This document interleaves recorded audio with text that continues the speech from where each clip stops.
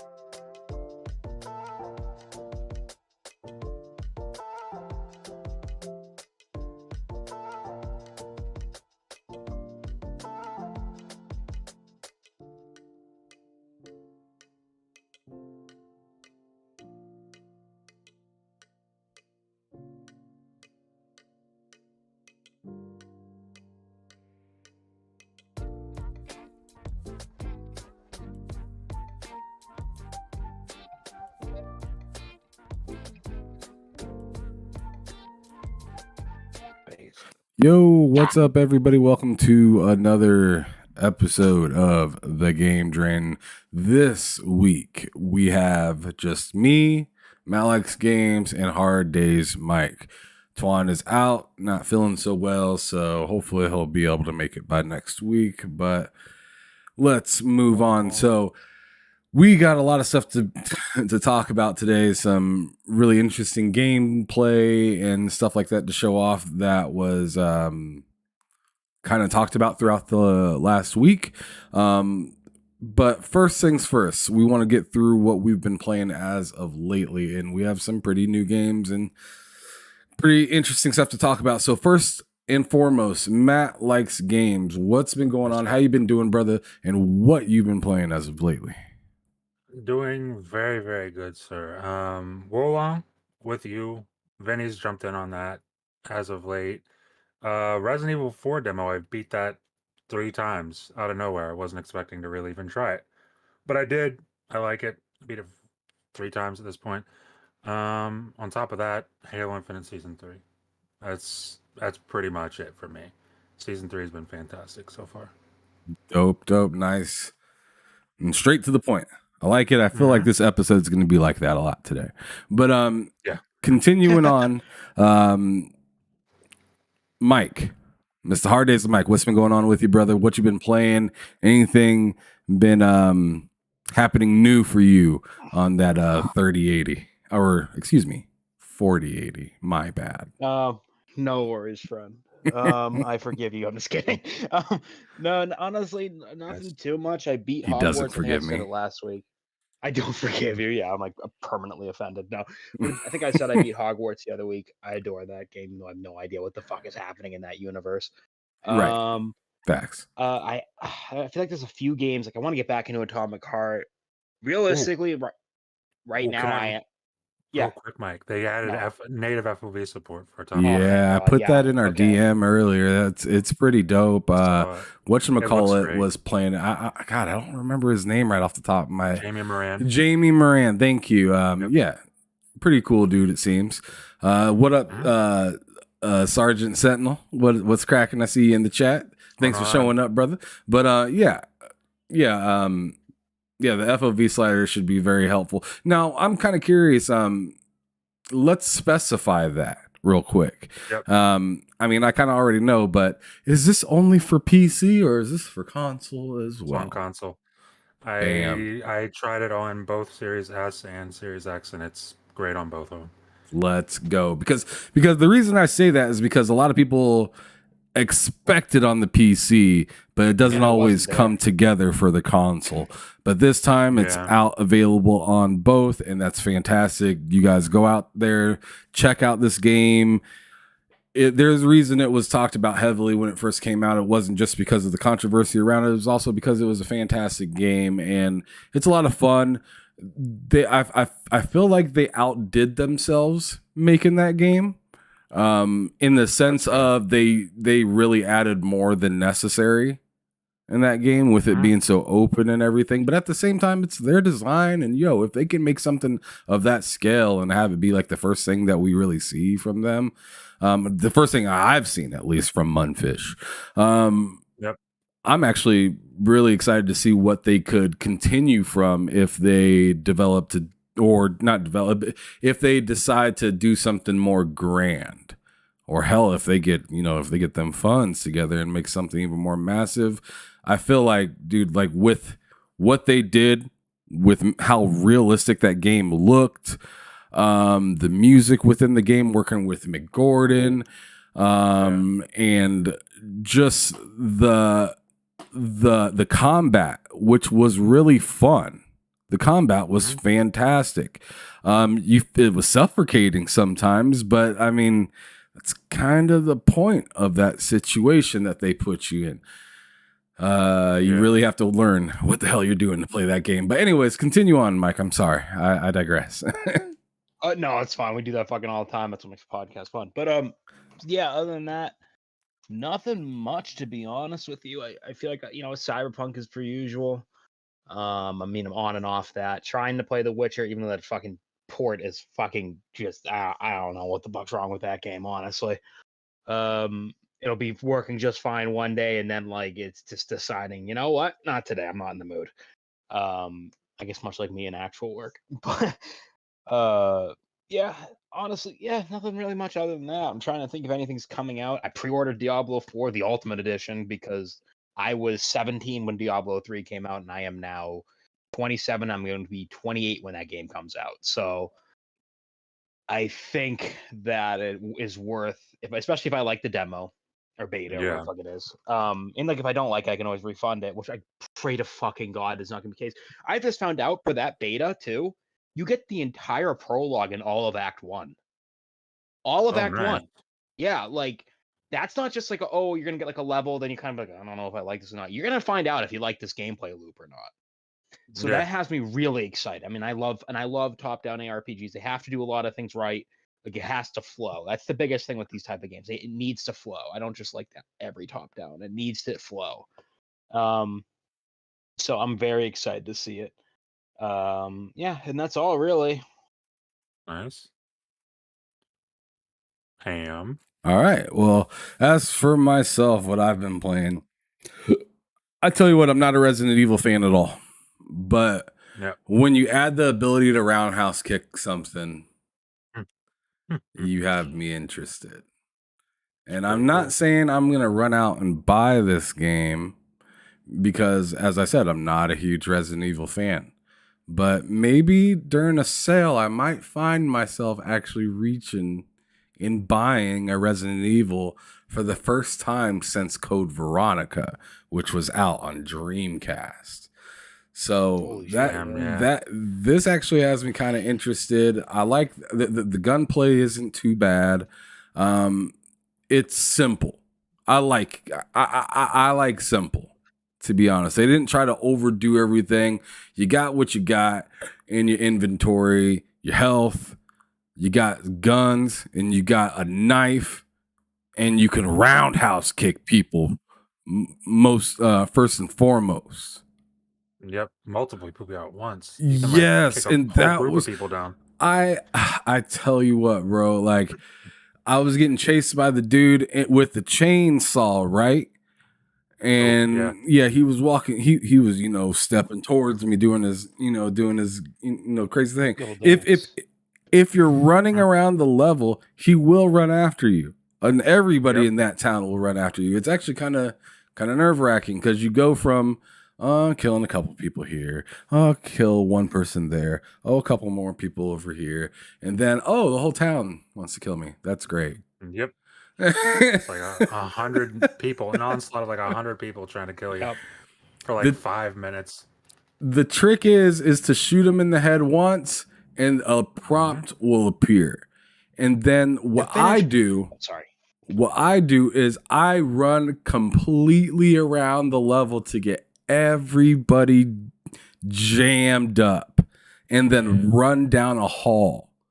And then I shoot like the first 2 or 3 people in the head, and I run up and roundhouse like 6 of them. And it's fantastic because they all just die, and I could just pick up a ton of ammo or health or something and just keep doing it. Now, keep in mind, reloading isn't as quick and smooth like a Halo or something like that. So you have to like really be mindful of, okay, I just roundhouse kicked him.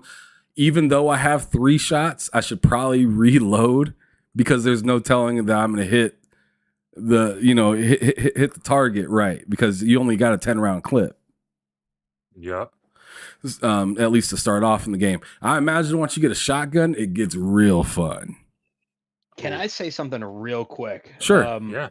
I know that I need to play this demo because I know I'll enjoy it, but it actually, one of the reasons I know I'll definitely enjoy this combat loop is there's this game I used to play on the 3DS. Yes, the 3DS. It was called Resident Evil Mercenaries, and it was a whole game based off of their essentially their horde mode. And it was essentially Resident Evil 4's combat loop. It had some downs going, but like it was like you said, you shoot him in the head and then you get that roundhouse finish or whatever finisher that character had move. And it was fucking addictive. It was so addictive to just like get them all in a group. And I don't know how many weapons are in that demo, but you fucking throw a grenade at their feet or an incendiary bomb, or like you said, a fucking roundhouse kick and just make them fly across the fucking map. And it's so satisfying. And that's a fucking 3DS port of the game. I would love a new version of that game. If you ever get the chance, go to a game called Resident Evil Mercenaries for the 3DS. Yeah, it probably hasn't aged the most gracefully, but it was a really fun game. And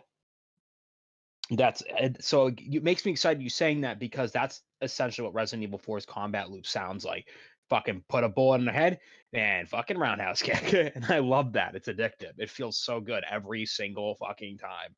And they do have frag grenades in there. I remember in the village I found a frag grenade, and I just threw one in the middle of that group, and it just fucking splattered everywhere. It was hell yeah. It's pretty great. It's pretty great.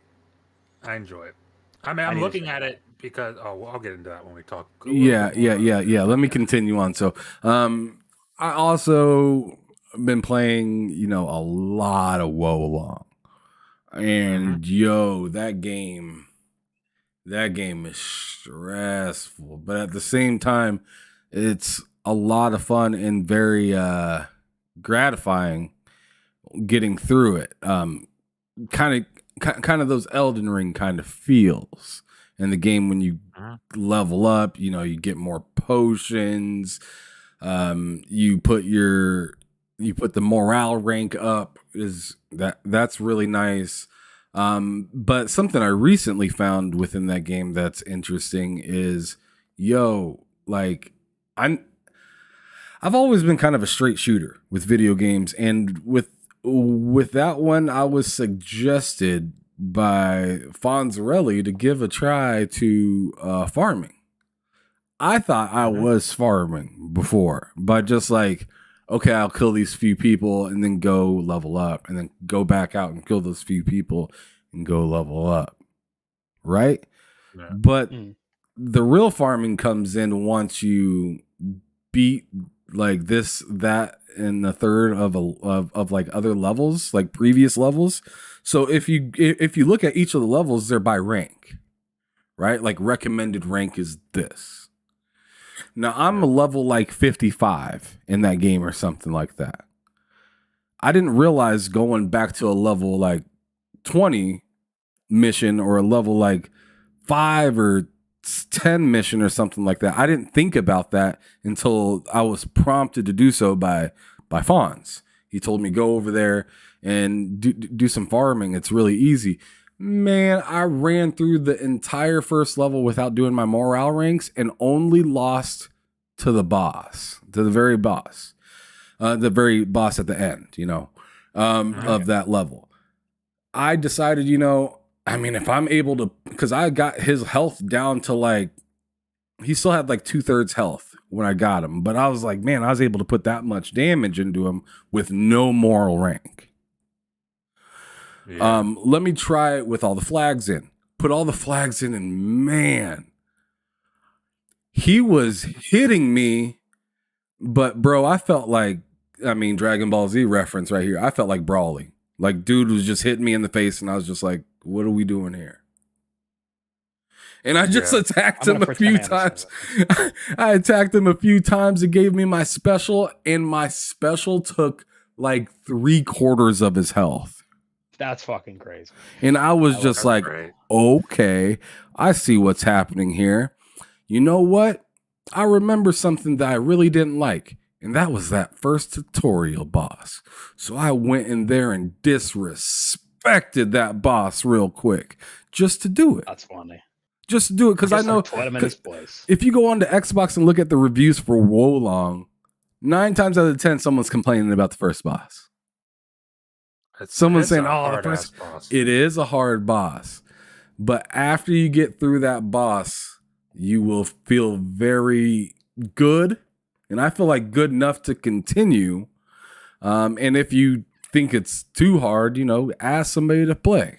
It definitely gets a lot easier once you have somebody else in there just to take the brunt of the attack, and you can still you can even have a third person in there. Me, Vinny, and Matt were getting down on that quite a bit recently. 2K, I've been playing that a little bit, and I feel like I'm missing something, but whatever. I know what I haven't been playing lately, and it's my PlayStation, unfortunately. I was about to say PlayStation as a joke. It's been sitting there since I beat Hogwarts Legacy a couple weeks ago, and I have PlayStation Plus Premium, and they have some interesting stuff, but it's not it. Since I'm playing more subscription service and I am running out and buying something every week or something like that, like some people do. Some people buy stuff all the freaking time. For me, I'll buy something that means a lot to me, and I'll just use subscription service stuff just like I do with TV shows and movies and stuff like that. So yeah, every time I go to that PlayStation Plus catalog, I'm just like, It's either it's stuff I've already played. Exactly. It's not bad. It's not bad. It's great for somebody that's fairly new to gaming. But for somebody that games quite a bit and has been gaming for years, it's just a lot of stuff Imagine that the Game Pass conversation back in the day before Microsoft started actually releasing new titles. Remember that? Yeah, Before, I mean, not anymore. That argument yeah, doesn't for hold up sure. anymher. But you know what I mean. Sorry, Yeah. I'm sorry, Ham. You go on. I'm sorry. I was just saying, it's just a lot of games that either enjoy or I purposely passed on already, Yeah. and I can say that they're getting a little bit better, but it's still not even close to what Game Pass offers. Not yet. Not Oh, But quite. anyways, no way. let me stop my Yeah. disrespect, or truth, whichever one you want to call it. Exactly. Let's talk about what's been going on throughout the week. Now, we have quite a bit of news going on, and I'm going to let Matt introduce us to this section. So, brother, please go on. So I feel like obviously we got to get this one out of the way because it's probably the biggest thing this week, and that is Starfield getting a new trailer, some new talking head footage from Todd Howard, and we got an official release date of September 6th, 2023. Now, first of all, I'm gonna ask you guys this. I already know you did. Did you watch the trailer? Mm-hmm. Oh, It's absolutely. I mean, I can't wait for it. It wasn't even the trailer that got me hyped as much as it was watching the dude in the back behind Todd Howard play the Mm-hmm. game. Cause like there's stuff in that trailer, like historically Bethesda games don't do animations very well. The animation in that trailer, when he's running, the weapons, the reloading, it looked very, very, very good. Um, I'm just so hyped for this game. But yeah, September 6th, 2023, we get this. Now, the news around this really is that technically that is a delay. And a lot of people have a lot of opinions about that. People are very angry. People don't care. It's whatever. Whoever you ask, you get something different. I wanted to ask you guys your thoughts on this delay because it is a delay. So, what do you guys think about the Should I delay? go first, Ham, or you? Yeah, you go first, Mike, please. As someone that fucking loves these type of games, like absolutely adores them, was like a little bummed. Yeah, sure, but I wasn't angry because I'm very, very, very happy it was not a full year delay. Um, I'll say that much. Yeah, Like it's definitely sucks that it's not coming out in June or July or whatever, but also September isn't that far away from May and all that shit. So or June, sorry, I'm hiccuping. you're fine. So yeah, but realistically, that trailer was like I didn't really give a fuck about anything shown in that trailer except the background gameplay. Yeah, I was like glued onto like the 2 seconds worth of footage in the background. just enhancing it. I Yeah, was just looking like close to my monitor as fast. I mean, it's just yeah, I was all over that. yeah, I was good. I was like, they were showing him fight some kind of slug creature. I don't know what the fuck that thing was. I haven't seen the gameplay in a few days now, but like, I just am so excited to finally just. I mean, we've seen what the game is, but we also kind of haven't seen what the game is at the same time. Like, we Yeah, know what the game is. We know what it's gonna play. Like, we know it's supposed to be Skyrim in space. We know it's supposed to be this, gigantic. But like, I'm really excited just to see more of it. And also, I want to reiterate because I see a lot of people saying it's just going to be a bunch of filler planets. Is they already told us there are main planets in the game with all the handcrafted Bethesda story content you come to know and love. And that is a majority of the main bulk of the content where they expect you to be most of your time. But there's just thousands of other planets. If you want, keyword, yeah, if you want, can go explore it and colonize it or whatever. And I don't know. I've been hearing rumors and shit about there might be some like AI generated type quests. I'm pretty sure it'd be simple like go take out the pirates on this outpost, which yeah, I would be fucking thrilled that that's a thing. yeah. I would Same here. be I would be. Everyone's like, "Oh, do you really want to just kill things over?" And I'm like, Yep, yeah." Like, yep, like that was my favorite thing in Fallout 4. The gameplay in gunplay in Fallout 4 felt incredible. I would be over the fucking moon if I went to a random planet and I just found a town filled with fucking pirates. Like, I yep. would love it. and then I could just take that planet over and I don't know, I guess, or that town over and just, I guess, send workers. My only concern is that that whole like, building thing and, sending people to work there is too complex. I admit I do have that worry, but I bet they're going to find a way to mainline it and make it stream it for us all to, easily get a hold of it and understand it. But I am fucking so excited because the only games, like I'm playing it right now, well, not really playing it, I kind of just have it on because I'm podcasting, but is the only game that really company that gets kind of that whole is like outside of Obsidian is like, to me, CD Projekt Red.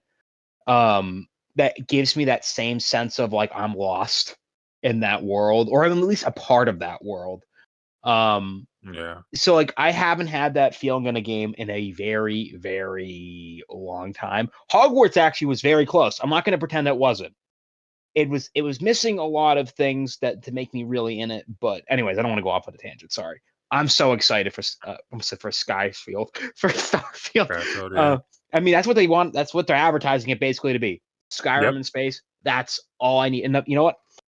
Random, but it's about Starfield. I'm happy they're not locking you out of quests. That if you pick this team or whatever, you can't eventually go do this one. Thank God for that. Thank God for that. Because that game to me sounds like it is fucking huge. Yeah.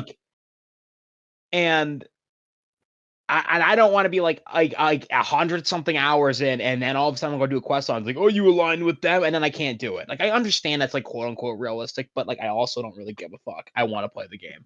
I'm glad you brought that up because that's one of the things I love Fallout 4, and it was my first Fallout. But once I played Fallout 3 and New Vegas, you realize that that's a problem in Fallout 4. Mm-hmm. That is a very big problem in Fallout 4. Is like, I pick a side and now I'm locked out of like 30% of the game. Yeah, exactly. You're locked out of 30 hours, like, maybe not 30, like 10, 15 hours worth of content. Yeah. And it's like, I'm glad they're doing that. I'm so glad they're doing that. And like, what's this? If it's all right, Ham, let me know if we're going on too much. I'm just so beyond excited. I'm just so fucking beyond excited for another Bethesda game. I can't really even contain it. Like, I don't talk about it much in party chats anymore, but I can't. There's a fucking like need, like an instinctual need for a Bethesda game in my life. And like the whole thing, remember, like they showed it at the E3 conference a year ago or 2 years ago, and I don't know, fucking time just flies by so much now that I don't fucking know what year it is anymore. Where they show like you can pick like background character traits, and the fact is shit, like you send money to your parents and you can actually go and fucking visit them. Yeah. Like, that is fucking insane. Like, you gotta have a background where you have a family and you go to them. There might be family related side. Like, dude, it's fucking crazy to me. There could be. There could be. Like, I don't know if it's true or not. I mean, not true. I mean, that whole aspect of there being a family, it is true. Apparently, you can go visit them and you give them money to help pay for their house or some shit. I don't know. You also have one where you own your own house and some of your income gets sent for it's fucking insane. I really do want to be Han Solo in that game. I want to just be a fucking scoundrel doing anything to survive, and I'm so excited that it just sounds like I'm going to have that opportunity. There's going to be space combat, and I can dock an enemy ship and board it after defeating it. And I decide what I do with that fucking crew. They disrespect me, they're just bodies going to rot in space. If they're nice to me, they're coming with me. And it's just like, shoot you out in the pods. Like, dude, it's fucking awesome. And the space combat's supposed to be inspired by Mech Warrior with a little bit with more leniency. Because Mech Warrior, oh my god, dude, I can't. That sounds insane. Tell you how. They said they want this. They said, don't worry, you don't have to worry about fuel. They're gonna find other ways to make you feel feel a little bit more like, because they understand that, like, I'm pretty sure they're going to eventually add a hardcore mode or something that's going to have fuel and all that crazy shit, which I won't give a fuck about. But they said they want the combat to feel very like you actually are controlling it. Not clunky, mind you, but they want to make it feel like you are controlling that spaceship. And that is fucking awesome. And I can't fucking wait. That's all I got to say. I'm right there with you, man. That's the game with vehicles in it. That sounds insane. Right? Yeah. So what about you, Ham? Because I've definitely got thoughts on delay, but I want to hear what you think.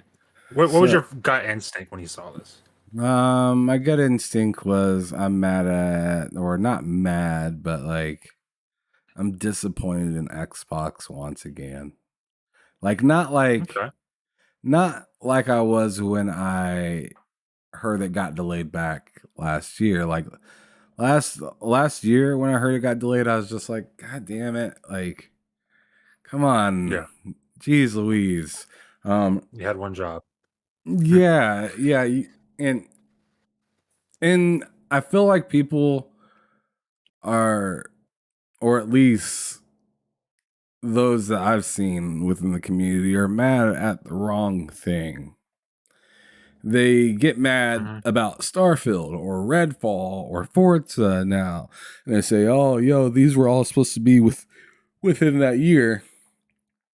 Um, like these specific games or whatnot.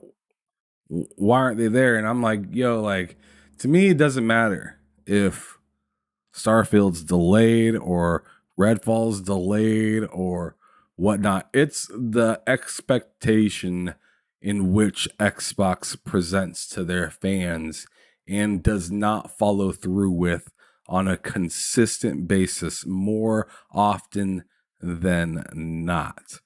And Yeah. I think that's really just the troubling part. It's not Bethesda. And the thing is, the one thing that I can say that I can give Xbox a kudos for is that they're willing to fall on a sword if they don't believe something's right in their department or whatnot. Like they're willing to Hmm. fall on the sword for it. But where I'm coming from is I don't want you to feel like you have to fall on the sword all the time. Like give yourself, Yeah. if someone says, "Yo, we're ready to ship the game in December," maybe you say, "No, you're shipping it in June." Yeah. Or instead of saying, "Yo, we're going to have this ready within the next 12 months," just say 2023 will be insane. And this is what we plan to give you. But some of it be honest, some of it may need a little extra touch up. Why not be honest at this point? Yeah. Why not That's a great point. as any kind of publisher or developer company, like I don't know why they're trying so hard to like fit fit a square into a circle. Like Yeah. why do you like you guys are brilliant people. You're in the spots that you're in for a reason. You didn't just magically appear there. Hopefully you didn't just magically appear there. Yeah. I assume a lot of these people came from different companies and they worked their way up to getting to Microsoft, or maybe they were so dope in their interview and their come up and going to college that they ended up at Microsoft or whatever. But what I'm saying is like you guys are way too brilliant. You guys have been doing this for way too long. This isn't the first generation. This isn't the second generation, not even the third.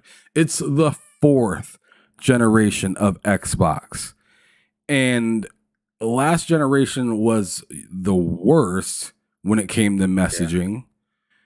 Yep. This generation has been rocky when it comes to messaging. And I understand Xbox doesn't want to fumble like many games like Forspoken, Babylon's Fall, or let's even say Halo. Halo was Sure. fantastic on jump, but the more you put a magnifying glass around, you were like, "Whoa, this is a skeleton." Like there ain't no meat on the bones. This is it. This is it. So like Halo is just coming around, but I'm sure Xbox is looking at Halo and saying, "Yo, like we just told everybody that we weren't going to make a mistake about Halo, and we just did it. Like, Yeah. let's not do that again." I feel like they need to take that same sentiment and take it to marketing as well, and say, "Yo, let's stop just saying things, or let's stop thinking that we're ready. If we think we're ready in September, let's actually do it in December. Yeah. That way we have 3, 4, whatever months to make sure that everything looks so good. It ain't like Xbox ain't got the money to do something like that. Save yourself from looking stupid. Dude, I'm glad you bring this up.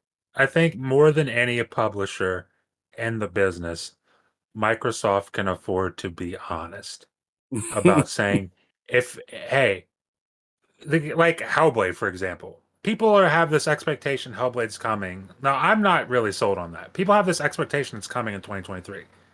Microsoft can just be honest and say, it's not coming 2023. They've got enough planned. You've got Redfall, Motorsport's coming this year. You got Starfield, and that's just what we know about right now. That's the stuff that we know is happening this year. That's enough. Where it's like, obviously more is better, but you got enough for this year. It's like, don't let people, or especially don't give people this unrealistic expectation of like, there's going to be so much more than there is. Because you've got enough where it's like, yeah, maybe it won't hit this year, but tons of stuff will. Like, we can enjoy that. Just manage expectations better. And like you said, keep your mouth shut or be honest. It's one of those two things. I think being honest would be like the best thing that they could possibly do. Just giving somebody that, like, if somebody tells me, hey, I'm going to be there at 5:00 on the dot every Friday, and then they're late consistently, you're just like, dude, why did you even tell me that? But if somebody comes up to me, let's say a job. So if a job says, yo, yeah, we'll hire you to be in right at 5, and you're late every time, not looking good. But if you apply for the job and say, yo, I'm going to be in, between 5 and 6:30, and you always nail somewhere, whether it's 5:53, 5:08, 6:22. You know what I'm saying? You're nailing it every time because you gave yourself a window. You gave yourself an ability. Not only do you think you're already ready, but you gave yourself time to really dig in and be like, yo, let's really figure it out. We can afford it. We're one of the richest companies in the world. We're trying to spend $70 billion on an acquisition right now. You're telling me that you can't say to yourself, yo, this game is one of the biggest games or IPs that we're putting on our platform. Let's make it comfortable, not only for the community, but for the developers as well. Instead of saying, oh, we're ready. Oh, wait. I forgot my wallet. Got to run back in. Over and over and over. Save yourself the frustration and just give yourself a dumb window. And just say, yo, we're going to have it between November of this coming year all the way to April. We're not exactly sure. Things are looking great for November, but we just want to be sure to bring you guys the utmost quality. Oh my God, this company cares about people is the first thing you would hear from people. Yep. I don't understand why people don't do that. I want to ask you, do you think they're doing that for Starfield? Like, they gave us a date, but do you think they had like, okay, we want this out in June. It could probably be ready in June. But this game is big enough where it's like, don't even risk it. Just take a bunch of extra time and make it even better. Do you think there's any possibility that's what they did with Starfield? Absolutely. I think after possibly some reception about how important and I can be I could be flying off the rails into like off the edge of a mountain right here saying this, but I personally think maybe they were like, yo, this game is running at like 25 FPS and we're getting clowned on it. Oh yeah, Like, because that last trailer wasn't great. and Frame the rate wise. hot new thing this generation is FPS. Yep. It is. Whether people like it or not. Whether people say, "Oh, I'm okay with playing 4K with 30 FPS with ray tracing and all the things, and if it's a little every once in a while, it's whatever. I play this game because it's a great game." And I'm like, that's fantastic, but let's think forward. And really what what people salivated a little bit when it came to seeing the Series S, the Series X, and the PS5 was not the 60, but the 120 that was on the box. Yeah. These things are supposed to do 120. Yep. Or up to 120, right? I understand, like a pixel art kind of game is gonna hit that a lot more efficiently than something like Uncharted or something like that. That's gonna have a harder time hitting 120 than something like Vampire Survivors. Sure, that's obvious. But the thing is, it's just like if that's the hot new thing, if you put that on the box and this is supposed to be like your biggest title, I think the minimum or the where I think you should the bare minimum top out at is 60. Yeah. You like 30 definitely should be available for those that like that visual, fidelity and all that stuff, but the hot new thing is 60 FPS. And it is what it is.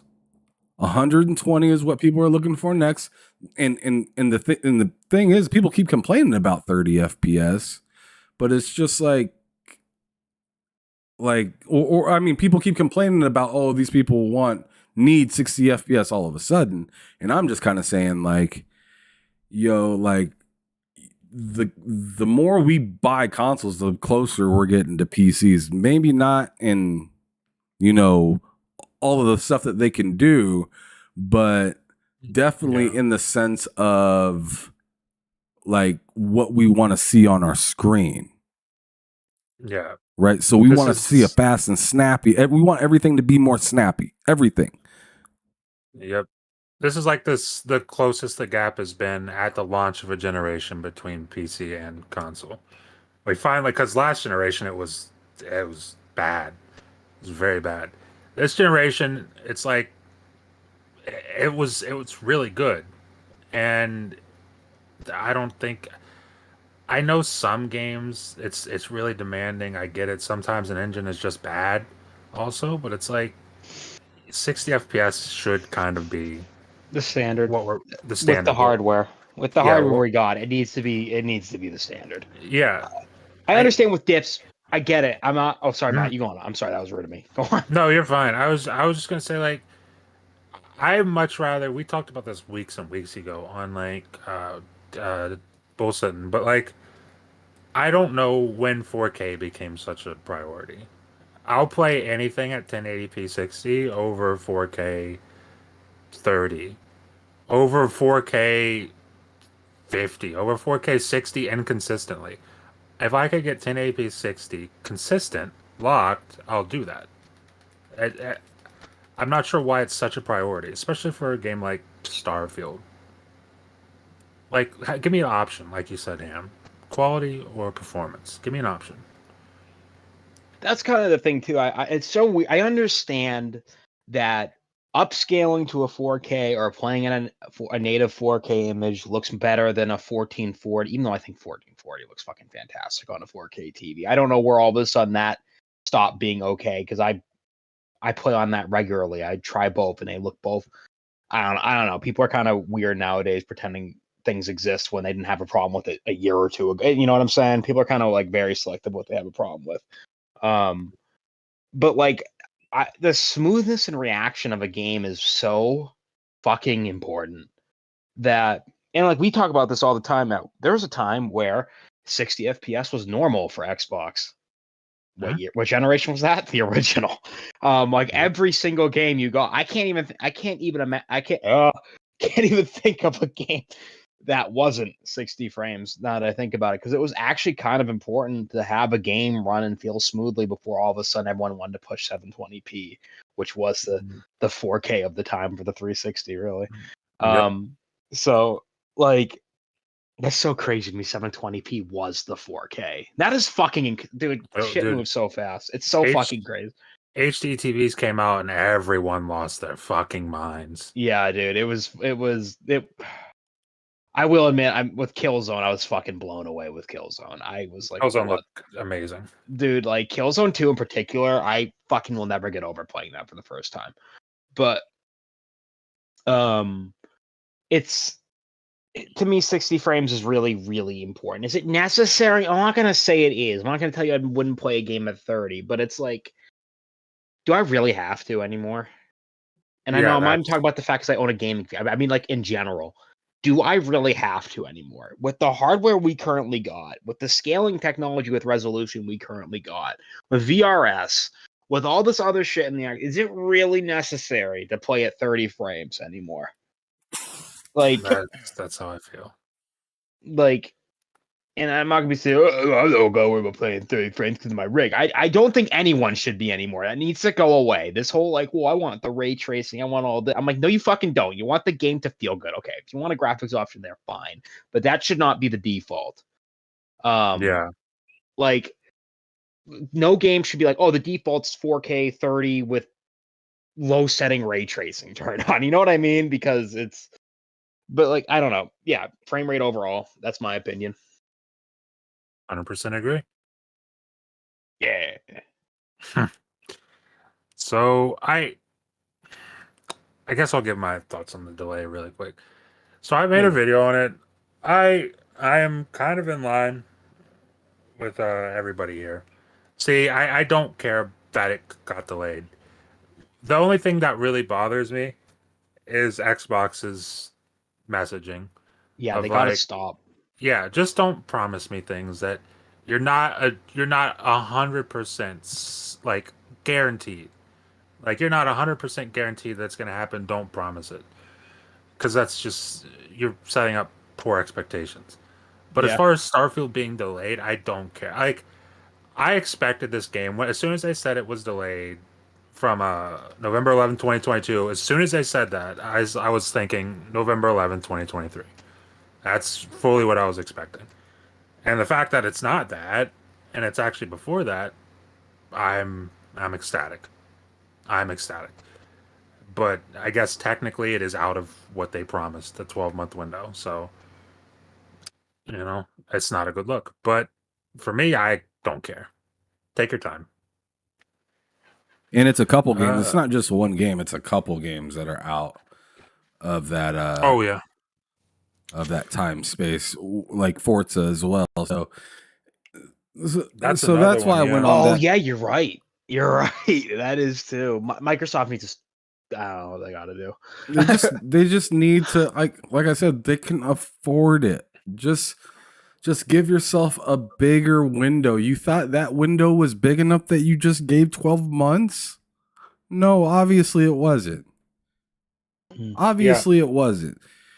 I mean, and if you have something in if you have like an event in June and you want to do something like these things are coming out next, why don't you just say the entire year of next year instead of giving yourself only half of the next year?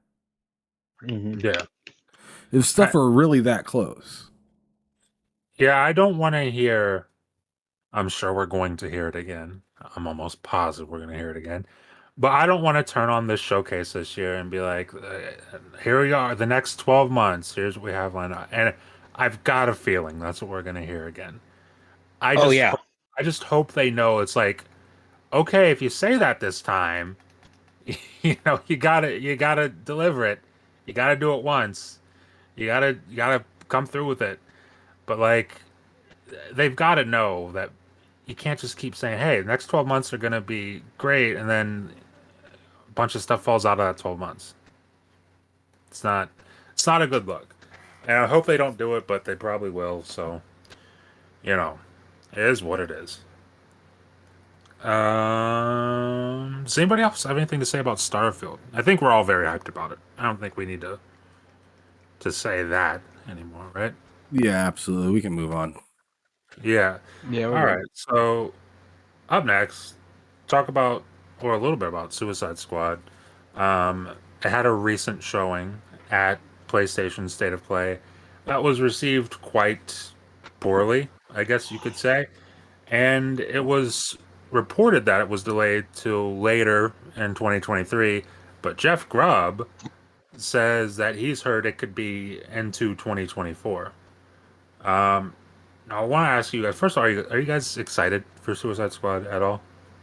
I saw a clip of someone on IGN real quick saying it looks like a game where you just shoot at purple things, and I can't unsee it now. Every time it's like just shooting at like weird weak points and purple enemies, and like that's all you do. So I can't unsee it now. So I really don't know what to think. I really haven't seen enough of the game to even have a real opinion. To be honest with you.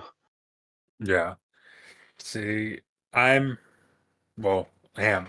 You go first, because are you excited for Suicide Squad at all? I think it'd be really fun to play. I said it when I first looked at it, and now I've seen a million other people say the same thing. But it looks like what you wanted Crackdown to be. That's fair. You know what I mean? Like but the thing is that's kind of weird is just some of the characters and what they do. I can agree that's weird. Like Shark being able to fly as much as he can and stuff like that. I feel like Shark can fly. I mean, he's doing some acrobatic stuff. I tell you Yeah. that much. Harley Quinn moves around like Spider-Man quite a bit. Everyone has a gun. Yeah. That's the thing that's weird to me is like everyone has a gun, which I think is fine. But am I dying to buy this? No. Would I play it? 100%. I'd totally play that. It looks like a good time. It's just like I'm kind of wondering when a game like this comes out and they say, "Yo, we're doing a battle pass." I don't understand why charge $70 for something like this. I'm tired of games coming out with a battle pass with a gameplay loop and being 70 bones, but then asking for me to continue to pay more. And this goes for all types of games. Really, I mean, I'm reaching as far as saying Call of Duty. All I should be paying for on Call of Duty is a campaign. In my opinion, I'd be down to buy more skins and stuff like that for Call of Duty and make my character if it was just free to play. I know they have Warzone, but I'm not into that. Yeah. So unfortunately, I'm in the same loop of that. And then on top of it, Madden. Madden totally should be like that. Why not? 2K. Same thing. You guys are asking me to pay $70. If you're asking me to pay $70, I'm not buying your pass. That's how it goes for me. I'm not buying your pass. If I or at least put it in a subscription service, I guess. Because I'd rather pay $15 a month and have some of that $15 go towards a game every single month than spend $70 and then pay for a battle pass or something like that. Like I play Halo. I wouldn't mind spending some money on Halo because it's free to play the game. Yeah. Yeah. But it also has a campaign that's separate. I think Halo, with the way they rolled it out, it wasn't pretty, but they had a great idea. Sure, They yeah. had a really Yeah, great yeah, yeah. idea. They just didn't follow through with it very well. Yeah. This is one of those games that I think that should be like you pay for the story, but I think the story is the game, so it's kind of weird. But Yeah, true. No, yeah, I get exactly what you mean. Yeah, sorry, it took me a second to process so that. Yeah. so if I were to be somebody that would, I think this would be kind of weird because I'm not sure if it's ever been done, but I would piece out the game into seasons and have That people buy it for like $20 at a time. You want to play that would this be chapter, better. or you want to buy the whole bundle of everything and get your season pass with it, $80. But if you just want to try it out and test it out and be around for this season, $20. See how that? I'm curious as to how that price proposition and piece to the game would work. Because I I think that's a pretty definitely, good idea. if they said, "Yo, this is $20 per season," I'd be like, "Sure, I'll give them $20 and give it a try." And if I like it, I'll buy the rest of it. If I don't, then I'm out $20. But I tried it. Sure, yeah. It it it's a weird proposition, but I think some games should maybe try to go down that avenue. I think that works for that kind of game. Like, for me, I'm not particularly interested in Suicide Squad. Although there was a point when I was.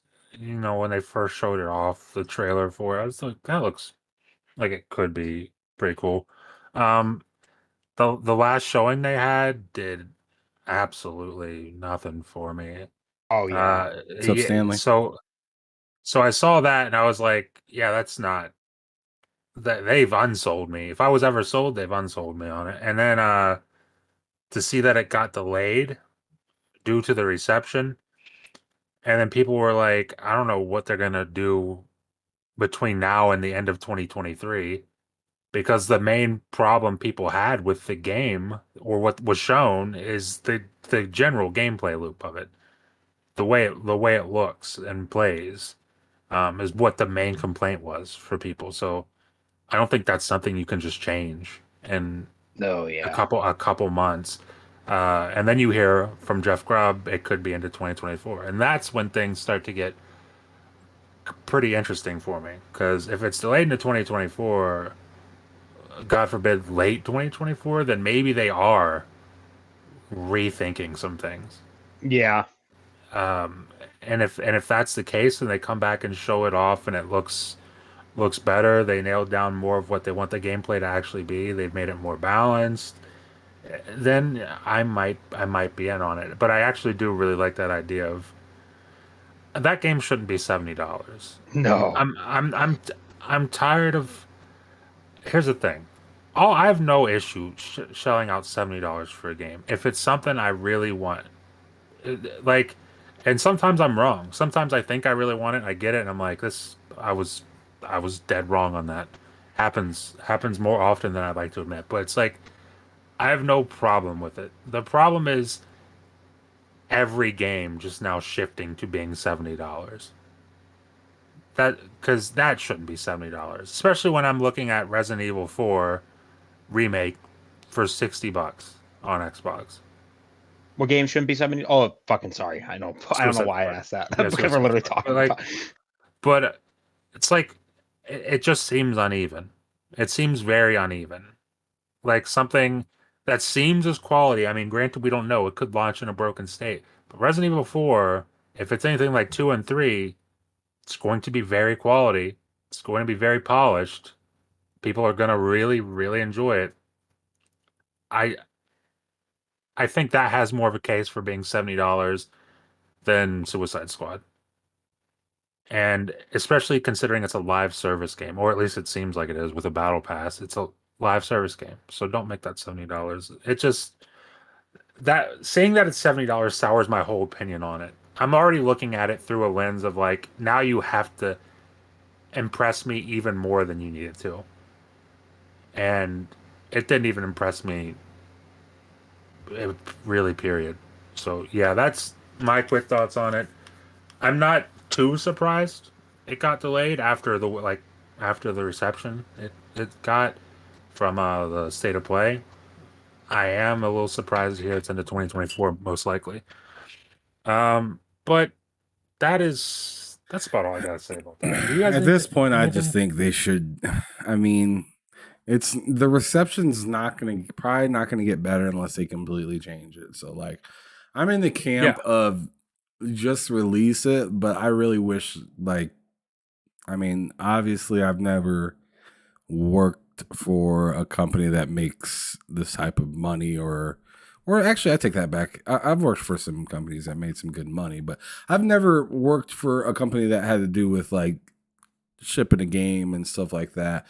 And I just think that that would be kind of an interesting idea to give people a piece of it and don't make them have such a big, you know, like that, like $70, that's a big pill to swallow. And if you're going to put a battle pass into something, like at least give me the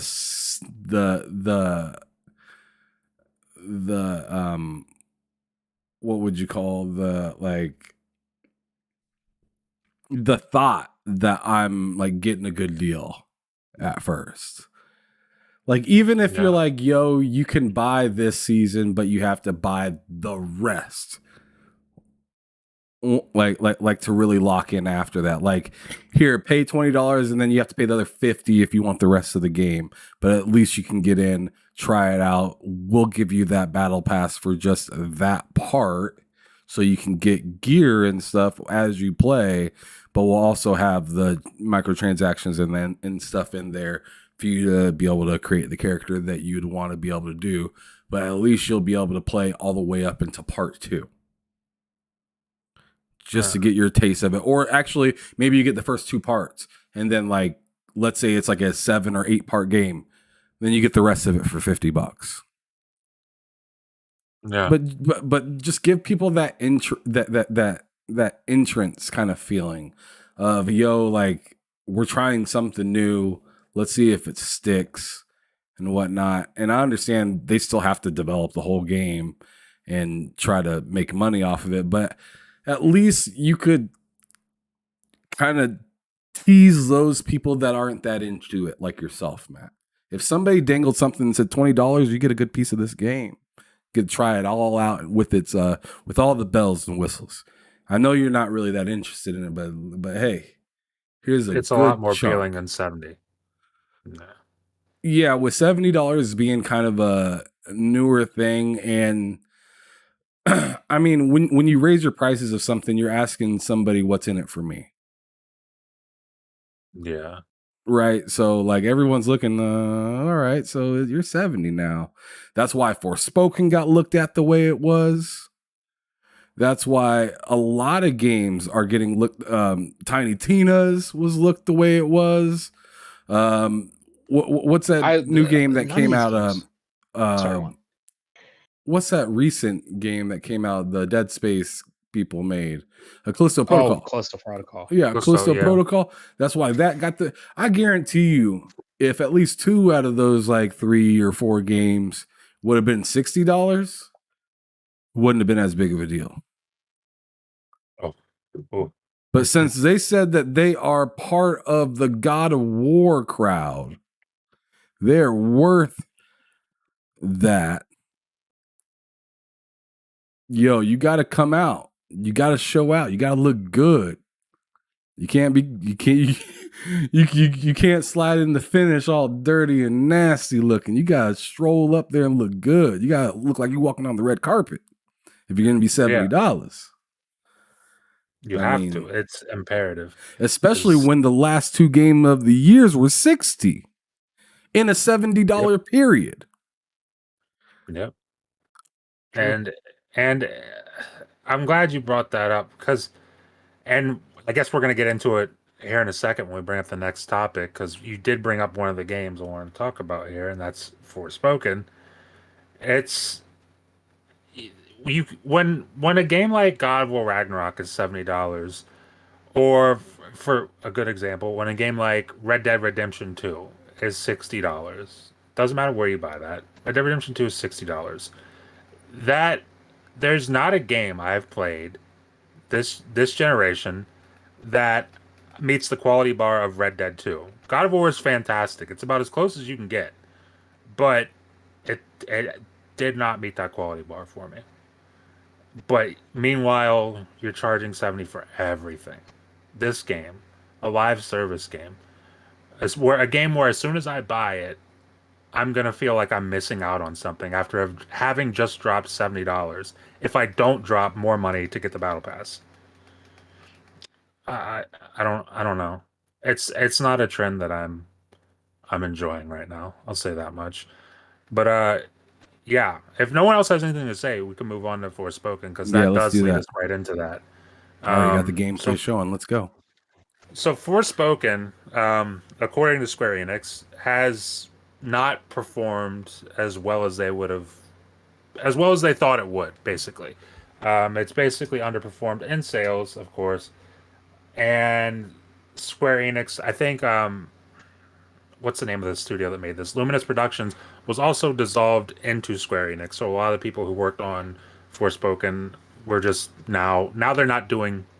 No, they're not with Luminous Productions. Yeah, they've been dissolved into Square Enix. They're doing whatever Square Enix has them doing now, but it's nothing with Luminous Productions, nothing with Forspoken, probably. At least probably some updates or whatever. But it's underperformed. Now, I don't know about you guys. I think it's quite obvious why it's underperformed. I mean, we just talked about it. $70 price point. And for me personally, it's the fact you put it on, you launched it on one console, you lock it to one console, Yep. and you put it on PC, and the PC port was just A fucking atrocious. nightmare. Funny you mention that though. Someone told me I should really check it out again soon because apparently the performance has dramatically increased. So, as someone That's that good. did enjoy the demo, and I don't care. I'm gonna say it. As someone that really did enjoy the demo, even though she doesn't shut the fuck up, neither does the bracelet. I do want to try it out again. But oh my god, they don't shut the fuck up. So uh, so yeah, I'm excited to try it out again at some point, I guess. But yeah, you're right. The one platform did not help. Yeah, It did not help.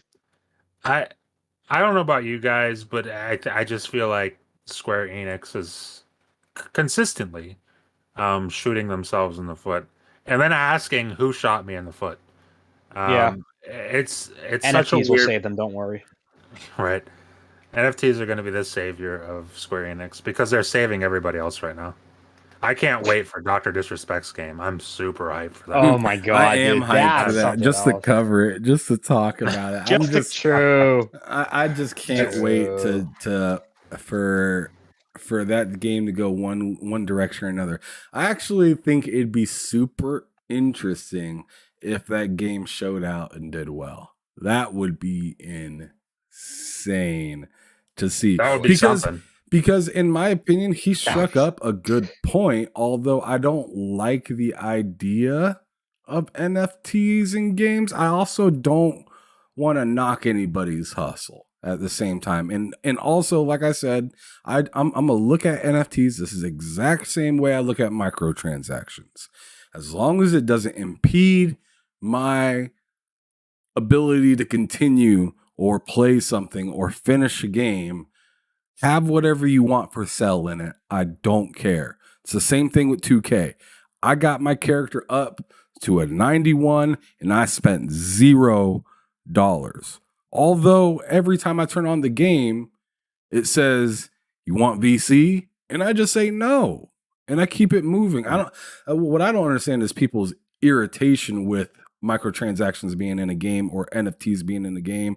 Like I understand, you don't want it, but you also drive by McDonald's, Burger King, Walmart, Taco Bell, All these places every day, they are available to you.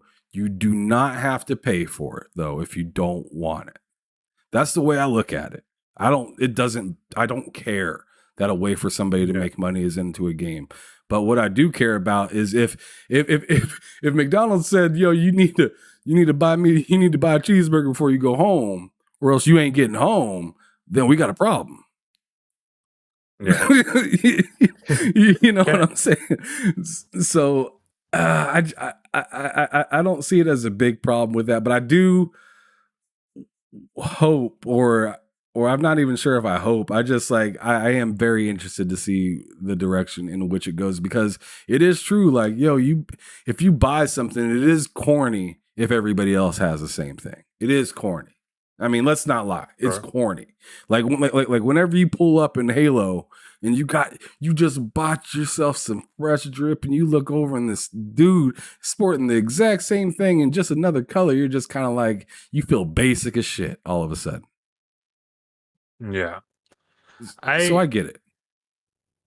I push back on the NFTs in games only because, specifically in the case of Dr. Disrespect, because the scenario he described is basically a game that like 10% of people can play. You're playing with like hundreds of thousands of dollars. So can you Like, describe what his game actually is? Because so I assume that it's probably some sort of PvP shooter, probably. it's a shooter. It's an FPS game. See, nobody really knows what it is outside of his description of it. And I think he described it as, oh, imagine playing with a team of people and extracting a rare item, an NFT, basically extracting an NFT worth $100,000, and game's on the line. You're gonna win. You're either gonna get that NFT or you're gonna lose that $100,000. Is the way I read that. And I'm like, that's fantastic. The idea of that is really cool. Right. But the $100,000, like, I don't understand how detached from reality you can be to think the average person is going to be like, I need to get on that. Because I sure as hell don't. The only That way sounds horrible to me. I think for me, oh, sorry, Matt, you go on. I'll say after. No, you're right. You're fine. I was done. I think my only real issue, like with NFTs and games, is not that, I mean, even though I'm not a fan of their existence, I think my biggest anger with them is all these developers like, I'm going to build a game with these specifically in mind, rather than microtransactions. It's kind of, I mean, some games are very predatory with their microtransactions, and rightfully they get called out to fucking hell and back. But my concern is with, with these games, how are they pushed? How often are they pushed? Why are they pushed? And what happens when they are pushed? And if these $100,000 things, like if I'm losing my own $100,000 item, like if I I don't. The thing is, I think the $100,000 item is going to be like from the game itself, but at the same time, though, like I have no fucking idea. Like I have no idea what this game really is. Like I really don't know. All I know is they better invest in some fucking crazy anti-cheat, because that's the other thing. It's like that is a anti-cheat big has to deal. That Oh has, my that anti-cheat has god. to be so rock solid. That's got to be the greatest anti-cheat ever fucking created. yeah. It has to be. Because if it's not, then that's just gonna be tragic. It's gonna be really And tragic. you brought up a great point, Mike, because I was thinking that exact same thing. I'm like, dude, the world's best games can't stop cheaters. Yeah. The world's best.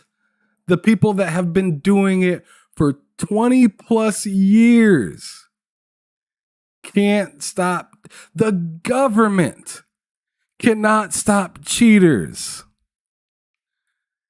How are you going to stop this from happening to a game that's as tied to monetization as that?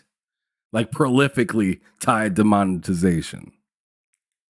That's the thing. It's a tough task, man. And like, I get Dr. Disrespect is confident. Like, that's his whole fucking thing, is confidence. It's like, dude, first of all, the game has to be fun.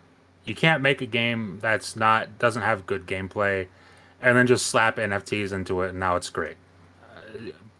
Like, but you've got to have so many other things tied down as well, like that, for instance, that most people don't even really think of. So it's just I don't know. I don't have high hopes for it. Maybe it's great, maybe it's not. I'm not gonna play it most likely, but like it's just I don't know. There's so many things that I feel like could go wrong with that game. Plus what they showed like or I it remember leaked, I that. think. No, they It, like showed. I'm pretty sure. I'm pretty sure they okay, actually officially. I think Doctor Disrespect officially showed that gameplay on his own Twitter. okay. So yeah, they showed it the gameplay, and I'm just like, this looks bad. Like it looks fine, but this was around the time when Call of Duty like showed that trailer where they were on the ship and like the ship was like shifting sides and everything, and Oh yeah, everybody was really blown away by that trailer. And Doc was like, just "Doesn't hold blows us out of the water. doesn't hold a fucking candle to my game. My game looks way better than that." And then he showed it, and everybody was like, "Dude, what the fuck are you talking about? Yeah. That doesn't look better than that at all." But yeah, it's like I hope it looks better than that. I'll say that. That's all I can really say about that. But as for Square Enix, I mean, their whole NFT crusade, games not performing up to par with their expectations. Which what are their expectations for games? I don't What know, but is they're insane, obviously. like they apparently have crazy expectations for literally everything.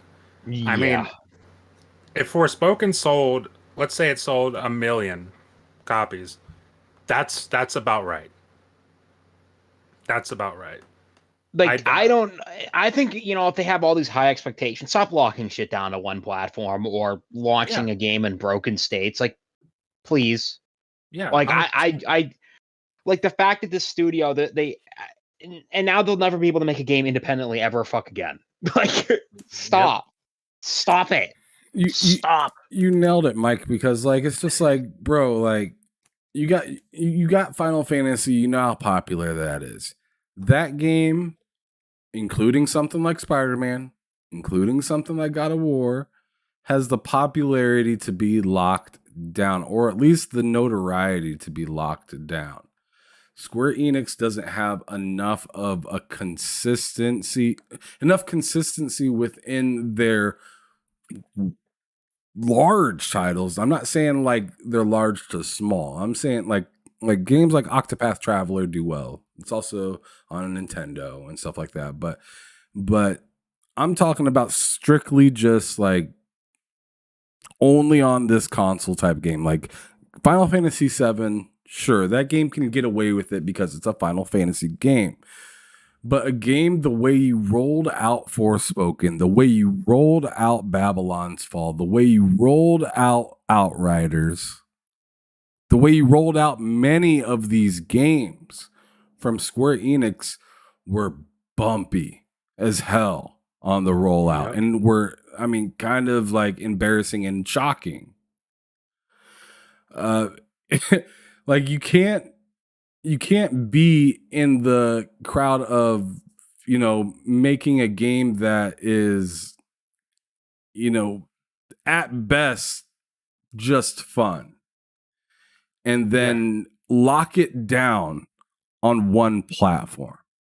you As you as can't do that. Like I think if Forspoken was available, if they would have made it available and this sounds silly, but if they made it available for Xbox and Switch, which I understand this game is massive, mhm. right? But like, yo, if they can put Ark and Skyrim on a Switch, bro, y'all can figure it out. Yep. Get to work. Just Yeah. Preach. just Preach. downgrade the hell out of the game. And you can they got Witcher 3 to run on the Switch. Which is a miracle. It shouldn't be happening. Shouldn't be happening. I It's a mean, miracle.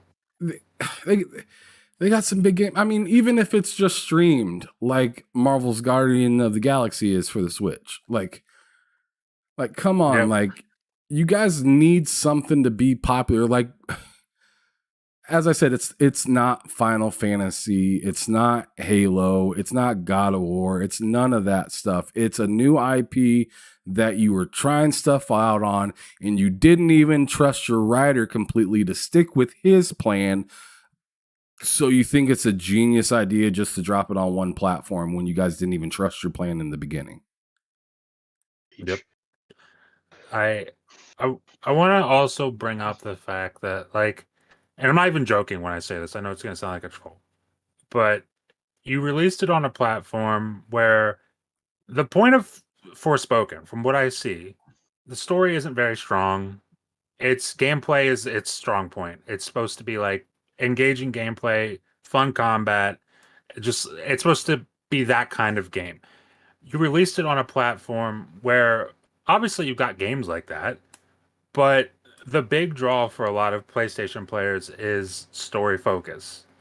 You're releasing a game that is pretty niche without a fantastic story or a super compelling story, and you're releasing it on a platform that is known entirely for its stories.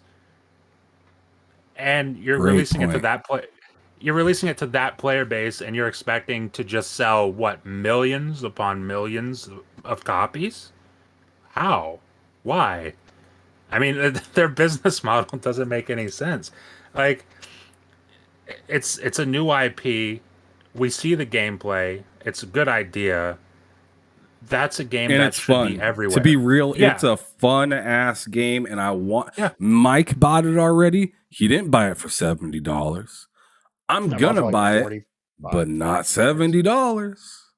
Getting that on sale. I'm getting this game. I cannot wait to play this game. Or I shouldn't say I can't wait, because obviously I'm waiting. Yeah. I am excited to play this game. I should say it like that. I'm excited to play this game because it looks fun. The demo I thought was fun. But it just didn't hit as a need to buy game, especially the way they rolled it out. They didn't sell me with the way they rolled it out, especially with things just not working properly until dang near now, almost with the game. Yeah. Um, and then at the same time, I personally am very selective on what I buy on my PlayStation. Yeah. I'm very I because relate to that. Xbox is my primary thing. I could see that being the same way during 2021. If you're a PlayStation gamer, you see Forza come out, you're not a driving fan, no big deal.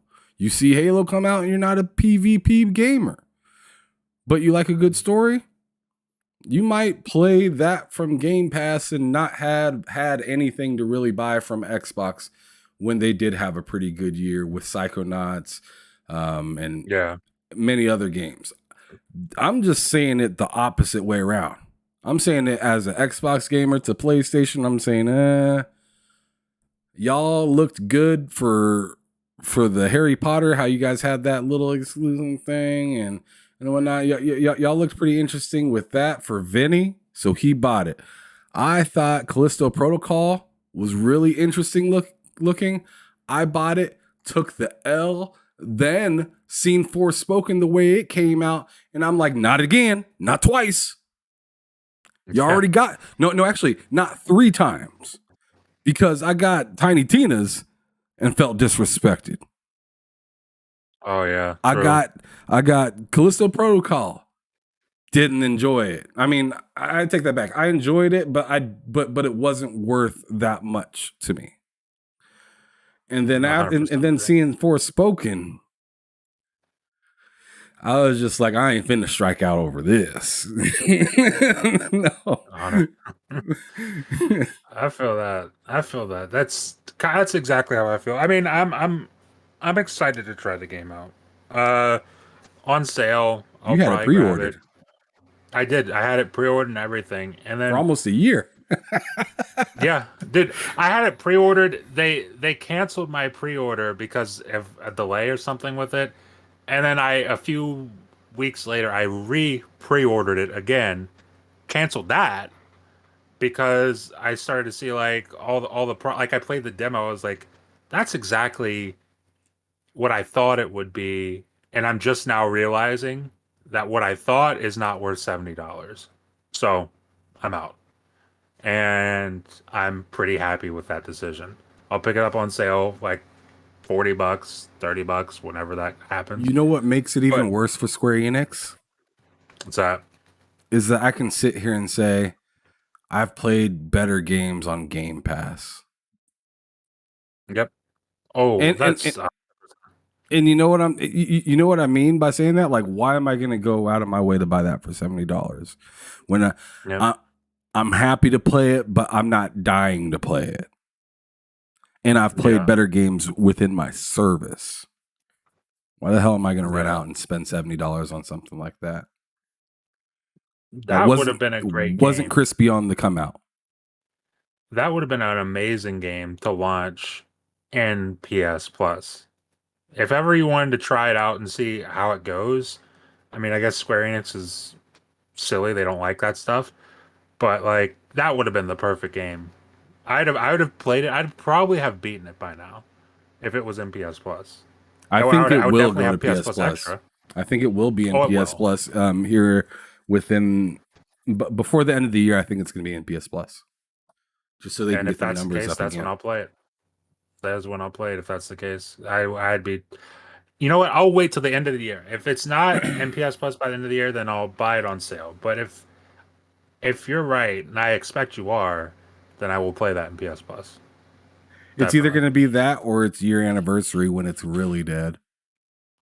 Oh yeah, right. And when's that anniversary? January, like 19th or something, something like Something that. like that. But yeah, that's Forspoken. That's Square Enix. You know, doing what they do, having an awesome time over there. But I think the last thing I want to talk about. You guys want to talk about Resident Evil 4 demo impressions really quick? We kind of touched on it in the intro. I'm all set. We Really. still I feel like we. we I mean, still if you guys got want to, that and Halo to talk about. I mean, I guess Yeah, let's if talk about Mike Halo. hasn't really talked about it, then we can kind of breeze by it real quick and just talk about it, but just I haven't even played briefly. it yet, so Yeah, we just talk about Halo. We talked about Resident Evil up front. So Halo Infinite launched season 3, and I'm not gonna say to my surprise, because I expected it to be, good for what it is. But to my surprise, I'm playing a lot more Halo than I would have expected. I'll say that.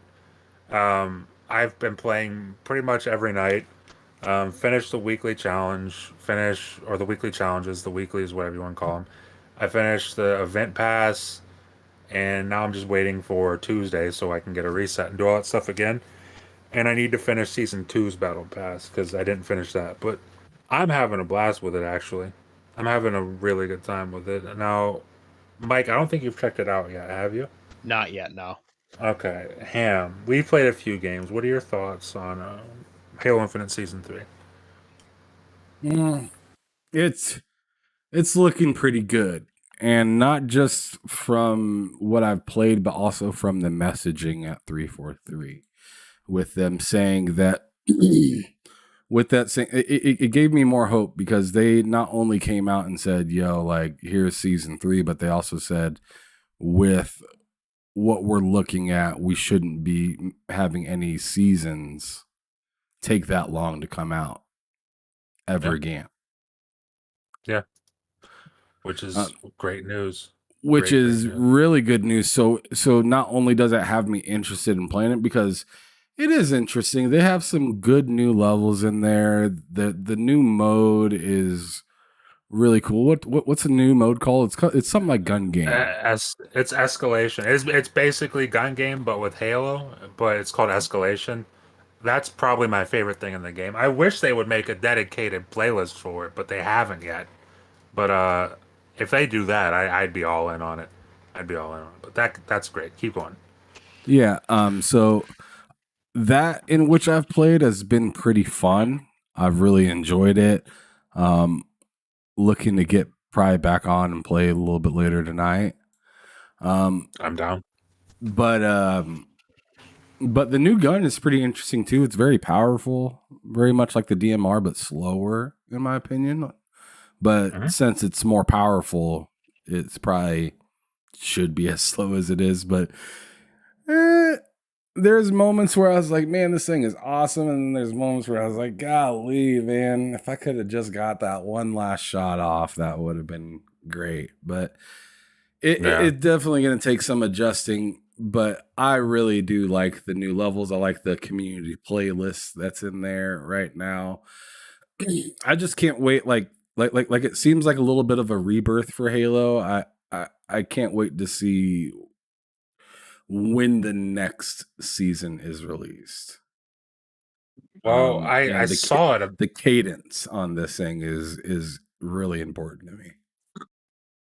I can tell you if this is correct, I can tell you right now when the next season releases. It releases June 19th of this year. So no more like you said, 10, 12 month seasons. We get a new season. If this is correct, June 19th. So right after that showcase, we'll have a new season.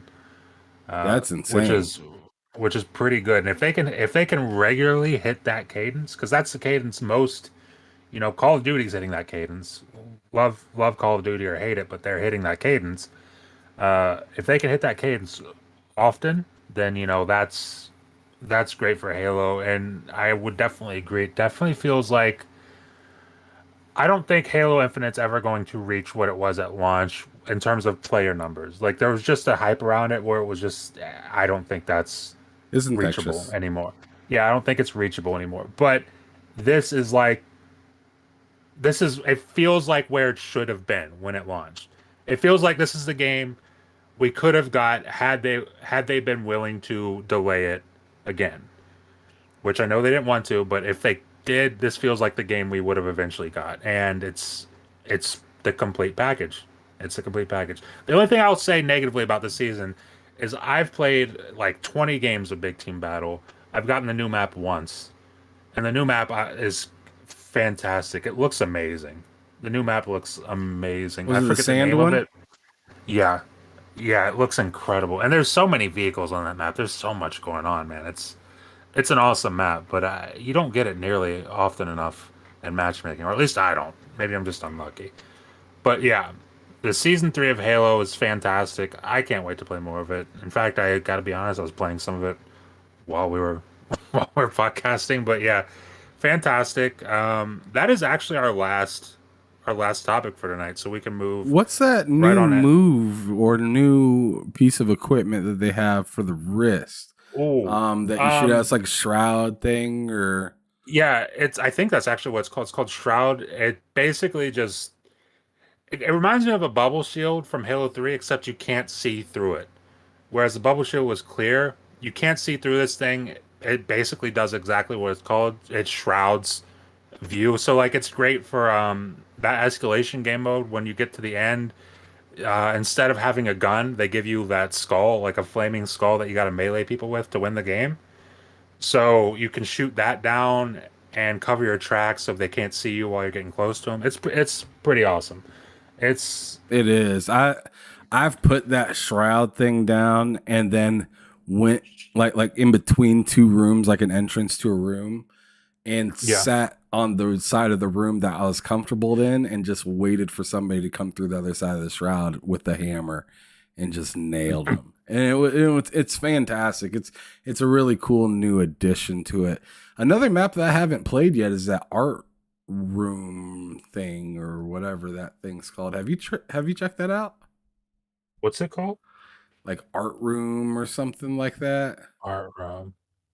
Is this an official map or is this like a community thing? It Do you might know? be a community thing. I don't know. It sounds like you haven't played it though.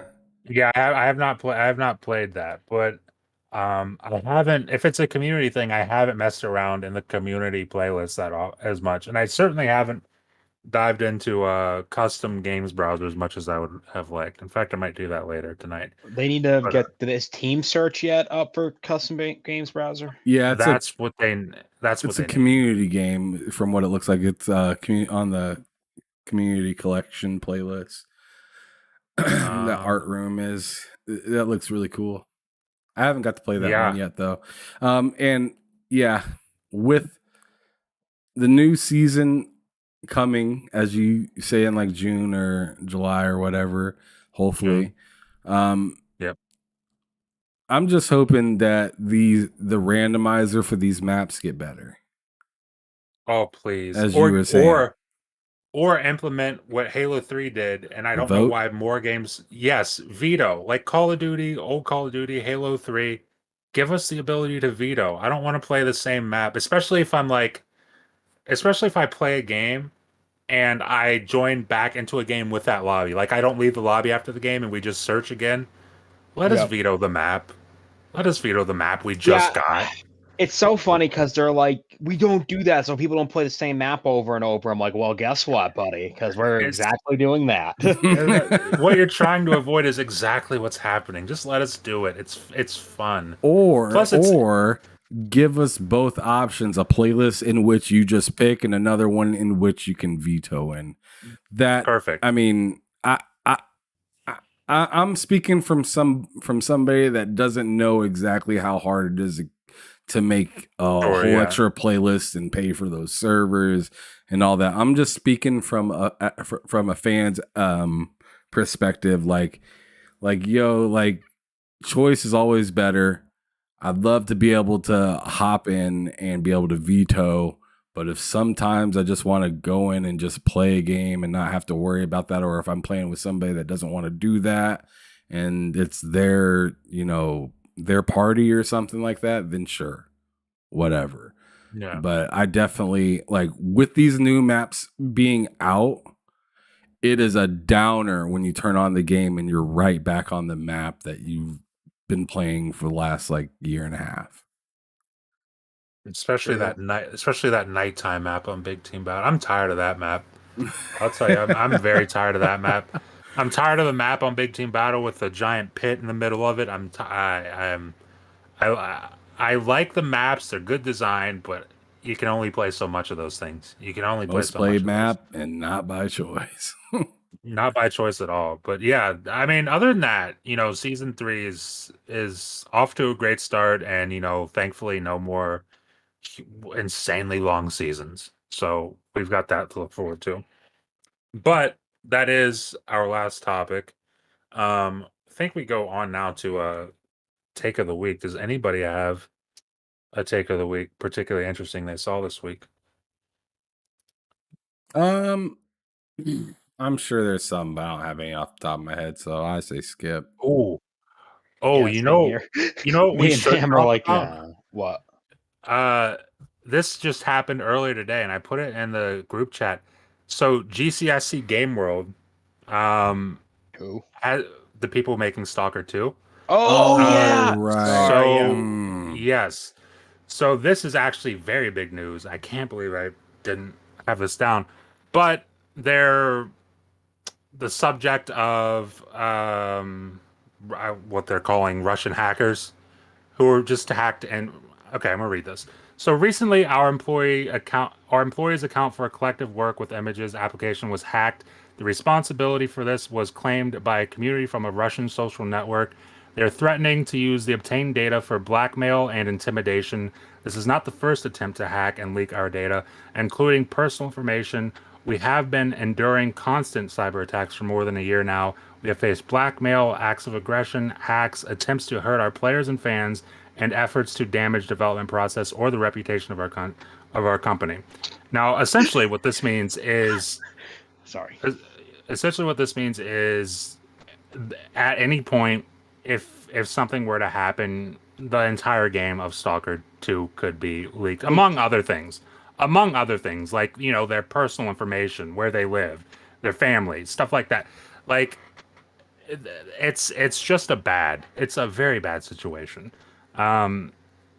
And this just broke today, but yeah, it seems like a horrible situation where I'm on Twitter trying to I don't even know anything about Stalker. I'm trying to mute words, phrases, whatever I think would be in Stalker. I don't know. I'm just trying to mute stuff so I don't get it spoiled because I am actually very excited for this game. I know you guys are also pretty interested in this as well, right? Yeah, oh, I'm yeah, ex- absolutely. I'm extremely excited. Actually, I was extremely disappointed when they first delayed the game because they didn't really give us a reason as to why they delayed it when they first delayed it. Mhm. And I was pretty disappointed in it because they went from, oh, we're putting NFTs into the game and stuff like Oh my that, God, and yeah. it Oh was yeah. like, oh, you're doing that. That's okay. That's interesting. I'm interested. I'm interested in this game now to see how NFTs do, and then also Unreal Engine 5. I'm also very interested Oh in yeah. seeing that. And then they said they were delaying it, and I was just like, y'all delaying it because y'all made a decision. Like, that's silly. Like, that's, I mean, if you're gonna do something, follow through with it, or else just don't do it. And then, of course, I make that review and thought process, and then they say, "Yo, a real big Mm, reason why we delayed it is because of this," and I'm just like, "Oh my god!" Yeah. so, Yeah. so, so that was a little interesting to me, but with this whole situation about the hacking, I'm personally not I mean, as a fan, I'm not that nervous about seeing the leak of this or anything like that for myself. I probably should be, but I only got bothered once about Harry Potter, and I don't think this game is as big as that. No. So Yeah. so I'm not that like worried for my own for myself personally. I'm more worried for the studio because they're putting as much energy and effort into this, and they have to look behind them constantly. And to me, I think that's sad. Am I worried for myself? Not really. I felt That's that. fair. That's fair. See, I feel like I don't know what to expect from Stalker. I've played a super small amount of the first Stalker, a very very small amount of it. Um, but from what I understand, it's supposed to be a very engaging story. The world's supposed to be really, super deep, tons of backstory, tons of lore, whatever. I I'm not taking the chance. I'm just gonna whatever I can find that I need to mute. I'm just gonna mute it because I don't want to have it spoiled for me, then play it and find out, wow, the story is actually fucking incredible. And I know exactly what's going to happen. So I'm not taking the chance. I'm just going to mute this stuff. But Mike, what are your thoughts on a possible leak that could happen at any moment? Any moment, Mike. I mean, it sucks. It's unfortunate. I mean, yeah, I have a lot of opinions on the group of people that are doing this. Of a lot to say about genuinely a whole lot of people that support the fact that they are doing this to that studio, but I'm not the time or place to really do it right now to rant Huh? about how fucking awful these subhuman it's not even just video games, but I don't want to get into it because I'll fucking rage. So it's very unfortunate. They don't deserve that. They've been putting their heart and soul. I remember when this first got announced, everyone didn't think they could even do a Stalker 2. And then they started showing gameplay and like everyone's like, holy shit, this looks really cool. It does. And now they gotta worry about fucking bots essentially um leaking their shit just for basically existing in a war zone. So that Yeah. isn't even their fault, and they aren't the aggressors. I'm sorry to say, Ukraine isn't deserving any of what they're going through, and that's all I'm gonna say. But which is crazy. I even got to say that, but apparently it's controversial. I'm not even talking about giving money. I'm just saying, do they deserve what they're going through? Apparently, it's controversial, but this isn't a politics show, so I'm not gonna go there. Um, it's heartbreaking because they put so much work into this game that they have to Yeah. now worry about that someone might show up to where they lived. Someone might try and fuck with their family now. It's crazy, dude. It's fucking wild. It's Yeah. fucking wild. It's It unfortunate. That is 100% the truth. It's very unfortunate. It's just the whole situation that entire studio is in. Got people developing the game while actively fighting a war. Yeah, People have died while fighting literally. the war. Like game developers have died while fighting the war while making the game. It's just wild. It's everything I hear about this game and everything I see about it. Like each time I see it, I'm way more interested than I was. And on top of that, every time I hear about it, I'm way more sympathetic to the team than I already was. So it's like it's one of those games. I know they've got a bunch of different editions coming out when it launches. I'm thinking about going for the most expensive one. I forget what I think it's like 250. I'm thinking about doing it. Like it's an actual it's really a thought. I'm thinking about doing it. At the very least I might get the one right below that, but I'm really hyped for the game in general, but just everything they've gone through the past I don't know, 2 3 years, just it's insane. It's not deserved, but they're powering through it. They're hoping to have the game out sometime this year, so fingers crossed we get the game. It looks like it's going to be great. But yeah, that is actually the final topic. So with that, we can move on now to takes of the week. Does anybody have a take of the week? Yeah, like I said, Yeah.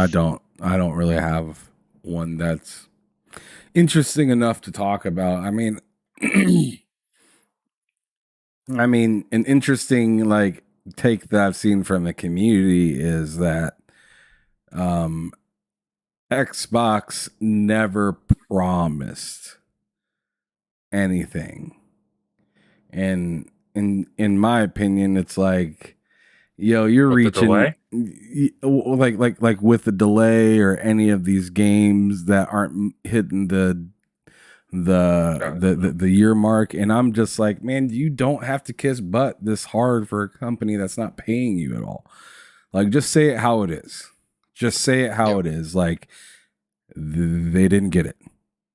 Are you Yeah. mad about it? Maybe you're not. Maybe you're not mad. Maybe you are mad. But it is what it is. If somebody doesn't make it to a place in the time allotted, and nobody gave them this time limit but themselves, it's a miss. Yeah. Is it a big Yeah. miss? Maybe not. I don't think it's a big miss in my opinion. I think this is, and I said this on K Mega Show as well. I said I think this is Xbox looking better than what they said previously, like with times and stuff like this. Like they gave us a specific date prior. This time they didn't give us a specific date. They gave us a time period, and they were just outside of it. That's Yeah. better than giving me a specific date and then a question mark of I don't know. We're not ready, but I don't know when we're going to be ready either. That's better than that. Yeah. Yeah, so, for sure. So they're improving, and I'll give them their credit, dude. It's improving, but it still hasn't hit that I believe you when you're on stage yet. I haven't seen that. Okay. I mean, that's very valid, honestly. They've got a lot to prove when it comes to that. I hate when So people use the excuse, "Oh, but you have plenty of games to play. You have a backlog." That has nothing to do with it. Yeah. I'm really excited. Like let's say I'm really excited for the next Lil Wayne CD, and he says, "Yo, it's dropping July 6th." July 6th comes, doesn't happen. He says it's going to come in September. It doesn't happen. He says it's going to come in December. It doesn't happen. I mean, hey, I got Spotify, but if I'm excited for this new Lil Wayne CD, I'm gonna be a little frustrated. yeah. That makes sense. That makes sense, man. I I just think they've got to. I mean, we said it. We've said it all. I just think they've got to be more consistent. Either like we said earlier, shut up or be honest, and preferably be honest, please. But I'm trying to think if I had a. A take of the week. I know there was that guy. I'm pretty sure he deleted the tweet. I don't even remember his name, but he was like, "If you're an adult, and Oh God, yeah. why are you playing games?" Like something about being a billionaire. It's like not everyone strives to be a billionaire, dude. Chill out. I have another take of the Um, week actually.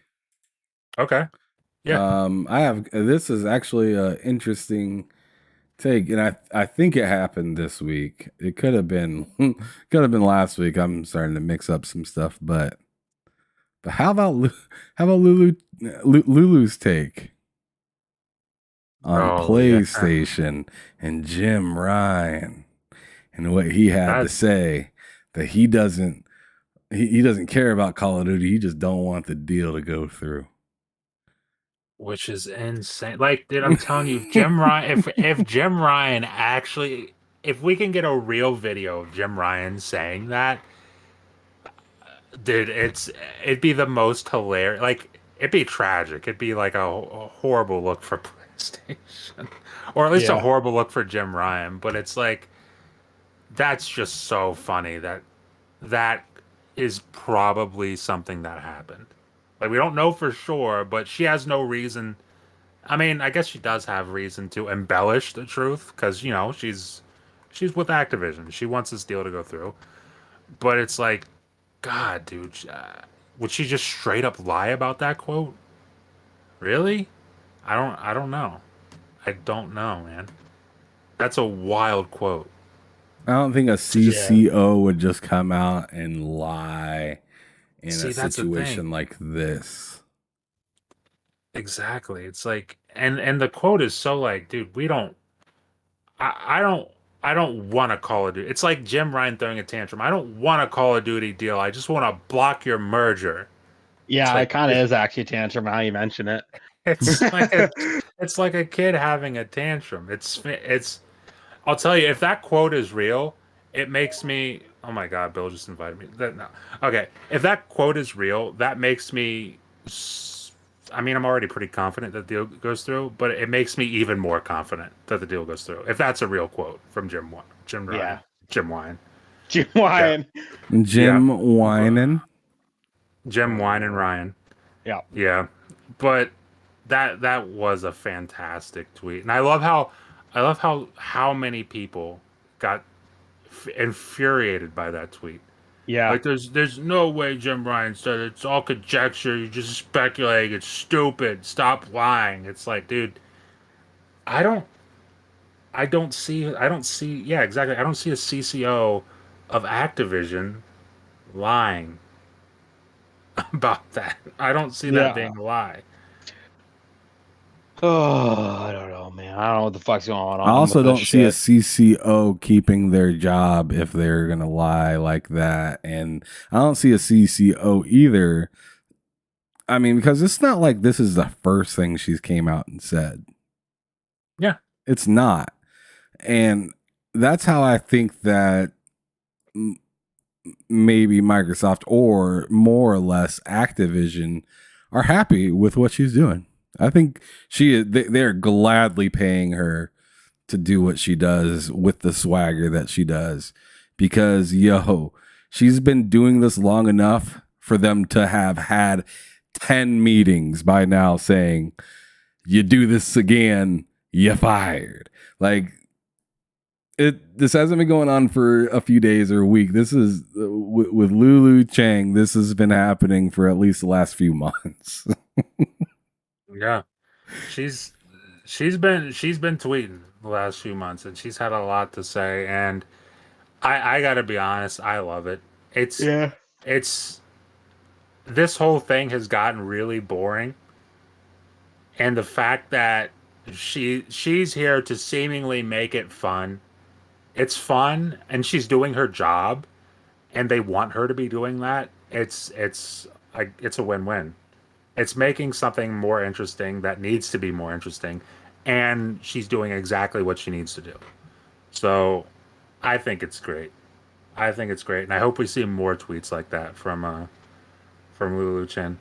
Oh, also she tweets like after that once they started making news articles, She's like, any startups with bad news they've been holding on to, now is the time. Or like a slow news, like she was tweeting like it's a slow news day, I guess, because they were just all latching on to what she said. And I thought it was hilarious. This lady's fucking nuts. She just goes in. Yeah, she's a digital savage. She is a digital savage. She's fantastic. But that's it for takes of the week, right? I believe. Yeah. All right. So with that being said, we are now on to overrated, underrated. Does anybody have an overrated or underrated game for the week? I To be honest personally, with you, no. I've been playing the same shit over and over lately, so no. To be honest with you. yeah, I think I'm with Mike on this one this time. I really didn't put one together, or I mean, I've been really just playing my Series X all week, so I don't even have something. Or you know what? Sure, I'll actually throw this game out there because I turned it on and thought it was pretty interesting. It's just easy to play, especially for a turn-based game, because I'm not really that big into turn-based, but when I'm kind of bored and don't really have anything else to play, this actually keeps my mind moving a little bit while I'm in the middle of thinking of something that I really want to do. So Chained Echoes is something I've been actually experimenting with a little bit, and although the story seems interesting, I haven't really kept up with it.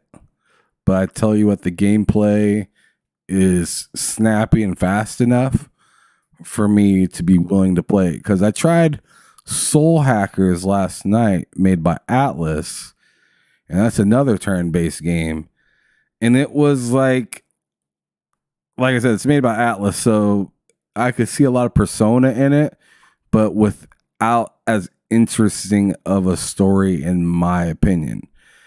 And this game, Chained Echoes, like I said, it takes the whole kind of story aspect out of it, because I don't have to.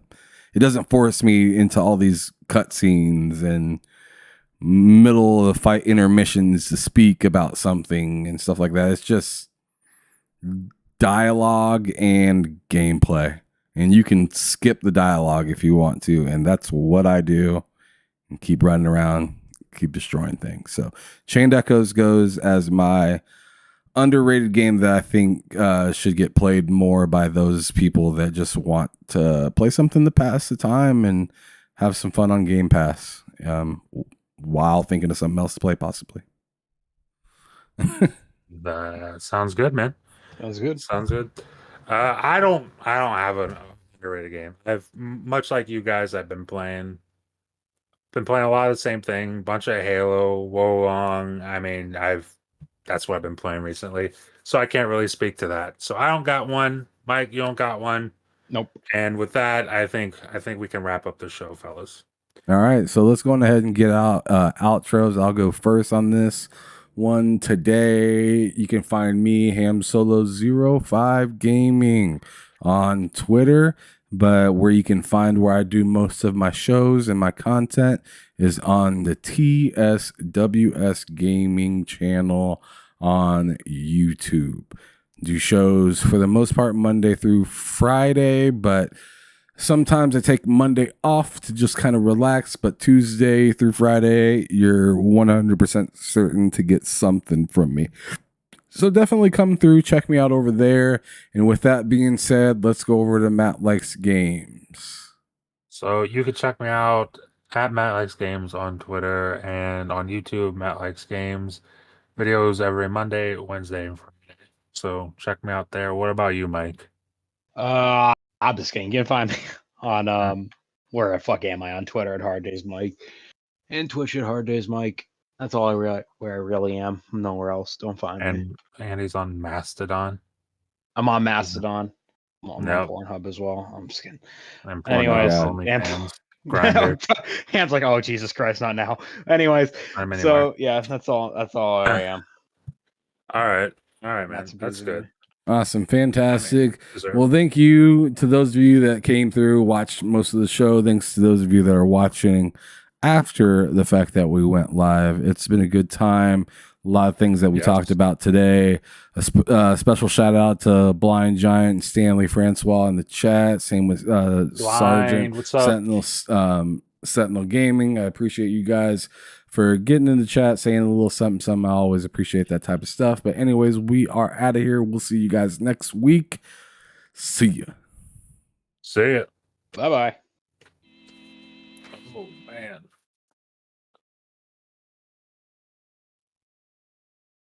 Okay.